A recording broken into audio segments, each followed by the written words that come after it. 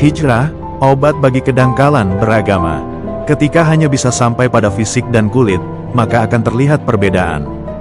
Ketika sampai pada tingkat sel, semua sama. Maka obat yang bekerja di tingkat sel akan bekerja universal untuk semua orang tanpa membedakan apa suku, agama, ras, kepercayaan, keyakinan, dan iman, bahkan pendosa pun dapat disembuhkan. Demikian jika telah dapat memasuki kedalaman diri ke kedalaman batin sejati sebagai keluasan kesadaran memaknai kehidupan. Memaknai agama dan semua bentuk keduniawian, akan dapat melihat sisi samanya.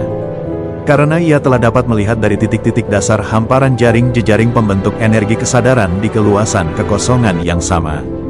Tidak lagi menilai dari corak pemikiran dan konsep yang mencorakkan batin dengan sistem kepercayaan dan keyakinannya.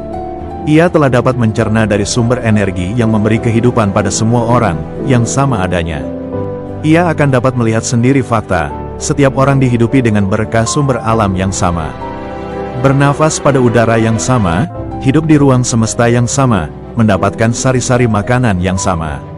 Ia dapat mengamati mendalam tahapan-tahapan proses bagaimana semua agama di awalnya tumbuh dari kedalaman kesadaran yang murni yang sama, satu adanya.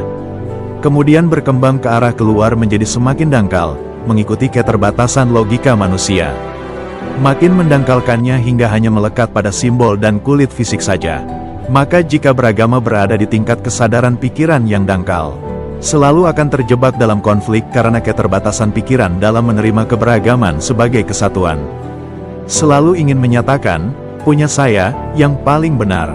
Dari pemahaman proses kesadaran di atas, maka disadarilah, tumbuhnya agama ke arah kedangkalan.